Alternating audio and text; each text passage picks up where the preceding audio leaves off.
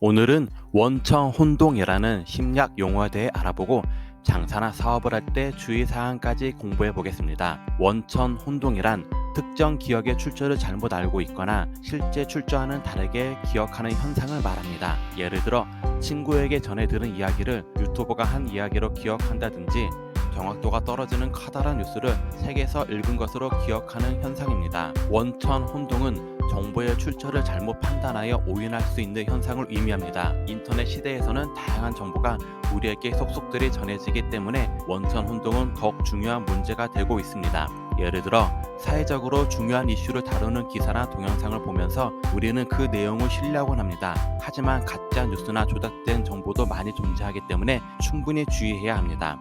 원천혼동은 왜 발생할까요? 원천혼동의 원인은 여러 가지가 있습니다. 하나는 기억의 재구성입니다. 기억은 고정된 것이 아니라 매번 상황에 따라 새롭게 구성되는 것입니다. 그 과정에서 다른 정보들이 섞여서 기억의 출처가 바뀔 수 있습니다.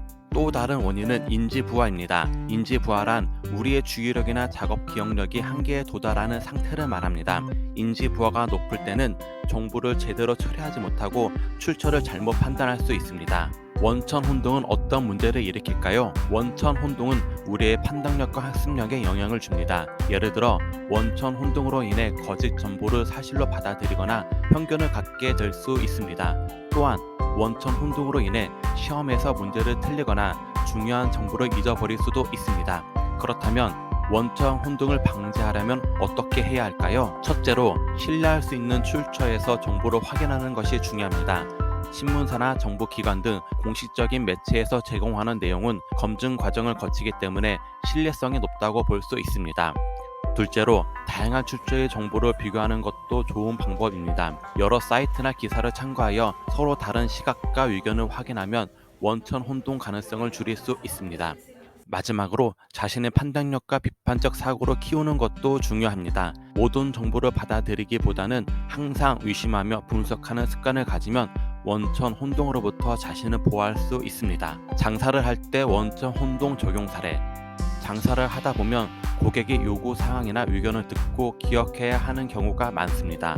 하지만 원천혼동으로 인해 고객이 말한 것과 다르게 기억하거나 고객이 아닌 다른 사람이 말한 것으로 기억할 수 있습니다. 이렇게 되면 고객의 신뢰를 잃거나 잘못된 서비스를 제공할 수 있습니다. 따라서 고객과의 대화는 녹음하거나 필기하거나 수첩에 정리하는 등의 방법으로 출처를 명확히 해두는 것이 좋습니다. 사업을 할 때 원천혼동 적용 사례. 사업을 하다 보면 다양한 정보를 접하게 됩니다. 하지만 원천혼동으로 인해 정보의 출처를 잘못 판단하거나 신뢰도가 낮은 정보를 사실로 받아들일 수 있습니다.